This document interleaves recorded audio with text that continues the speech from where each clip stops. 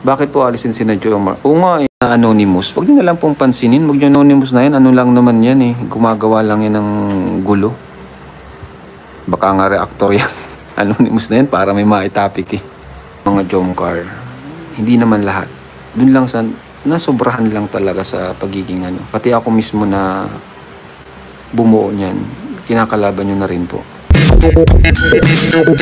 Mga kalingap, kung bago pa po kayo sa aking channel, please po like at pa-subscribe na rin po para po updated kayo lagi sa mga happenings at mga kiligan at sa mga upcoming video patungkol po sa Jomcar. Po ang isang rason kung bakit hindi talaga maiwan si Carla ng mga VIP sponsor niya. Alam niyo po guys, sa nangyari pong ito, dito na naman po magsimula ang wakwakan sa Jomcar.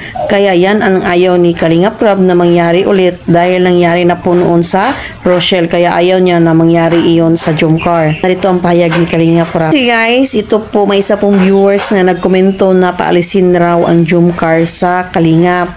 Kaya napatanong si Kalingap Rab po patungkol dito nga bakit nga paalisin ang Jomcar. Bakit po alisin si na Jomar? Oo nga eh, sino kayo nag-comment nun? Paalisin na. Ang bihira. Ako pakinyo pa ang Jomcar. Yan na yung sinasabi ko na although naniniwala ako 100% na hindi na maulit yun dati.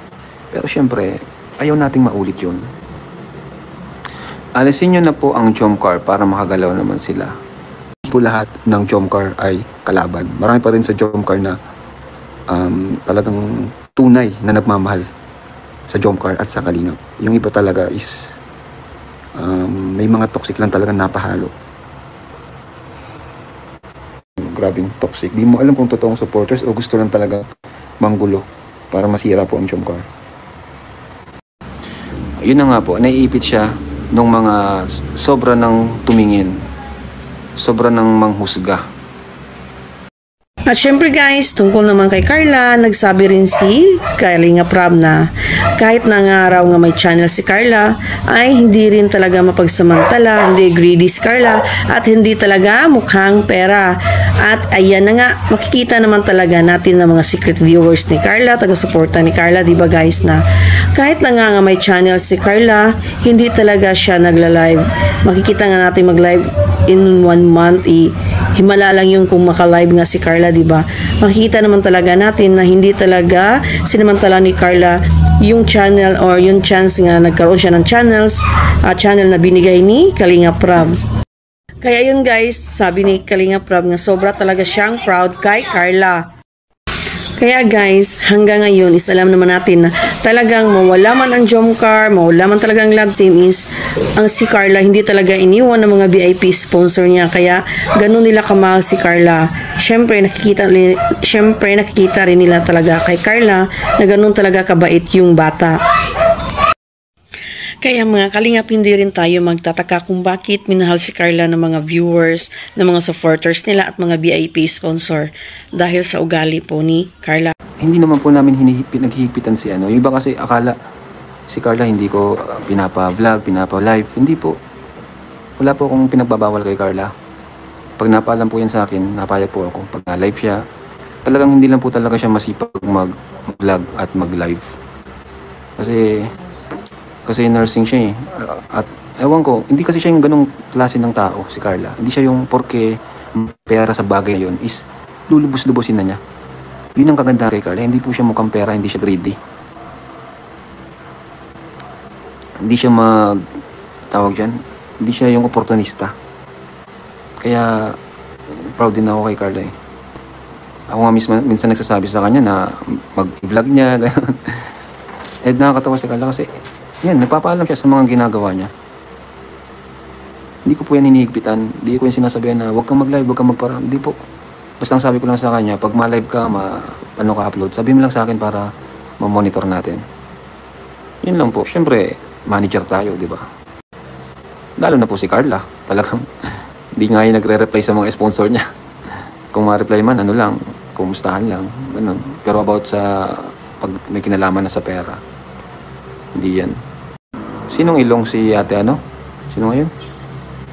Ate Yang Mi? Totoo ba?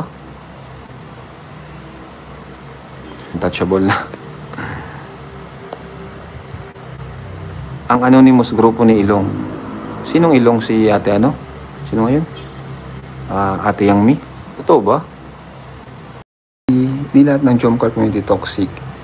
Yung toxic mga dating Jomcar fan na umalis na sa grupo. Ayun, sinabi